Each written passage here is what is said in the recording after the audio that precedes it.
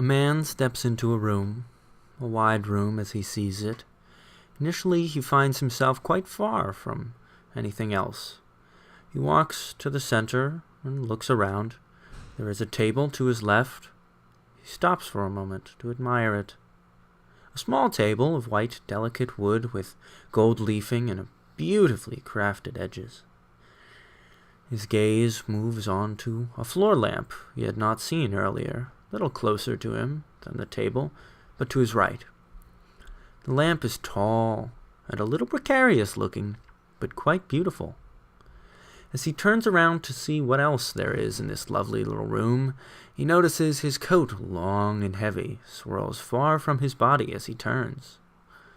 He finds himself face to face and much closer to a bookcase with shelves of intricate vases and sculptures than he had remembered being when he walked in.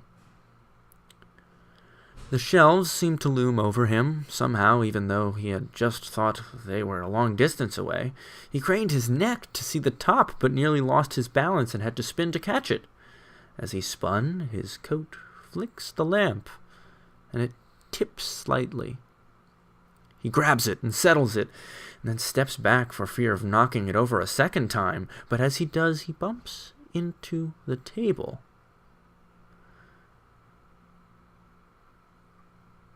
Just the slightest way. Somehow, that slight jostle causes the exceedingly top-heavy, but oh so beautiful table to tip backwards. He reaches out, and his finger just scrapes the edge of one of the legs as it falls. It falls far farther, it seems, than the distance from its height to the floor. But when it hits, the splinters cascade around the awestruck man's feet. He had not meant to touch it, and now it was broken, shattered. How could it have shattered so? It was only wood, but oh, so beautiful.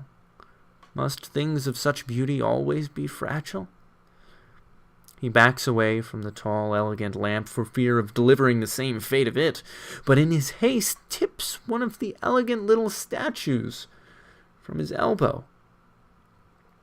The desperate man rushes to grab it, but it falls, and he whirls to see it crash. In this whirl, his long coat flicks the lamp again, but this time it falls out of his reach, and the delicate shade of etched glass fragments into impossibly small shards. The man sinks to his knees and weeps for shame at the atrocity he has committed from the most benign of intent. He himself lies broken, resolved never to move from that spot until he dies, for fear of raping some other innocent delicacy by what seemed to be nothing other than his mere presence.